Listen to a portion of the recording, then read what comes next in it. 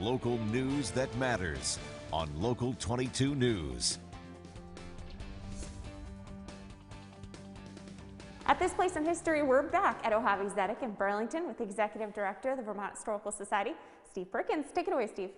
So Amanda, last week, I think if we remember, we talked about this amazing architectural painting that has great significance, not only to the Burlington community, but really to kind of this Jewish diaspora or all immigrants around the world. Equally amazing is how this thing was conserved, moved, and installed here at the current synagogue. So Aaron Goldberg, who's the co-archivist of Ohavi Zedek, has joined us, and he's going to talk us through the whole process. This mural was painted by an artist named Ben Zion Black, and he painted it in 1910. It was painted in an older synagogue called Chayyim Synagogue on Hyde Street in Burlington. The Chayyim Synagogue closed in 1939, and the lost mural was successfully moved here in May of 2015. I had seen the mural in high school when I was in the 70s. The Chayyim Synagogue was then being used as a commercial business. It was in Harry Will Carpet Master. You go in the front side of the business, and there was a counter, and you'd be served at the counter. But if you wanted to go see carpet remnants, you had to go,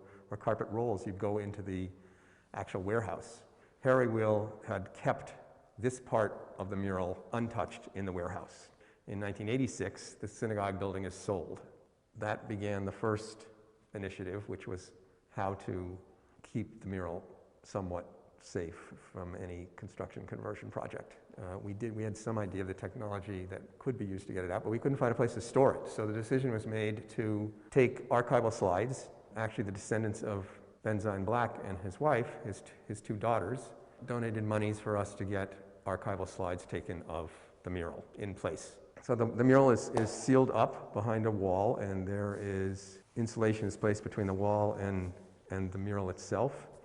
And people are occupying that apartment from 1986 through literally 2013, I believe. And they have no idea that there's a mural behind it. We actually end up leasing the apartment, and we open the apartment walls from the front so that we're able to work on stabilizing the paint from the front. And this was a huge job.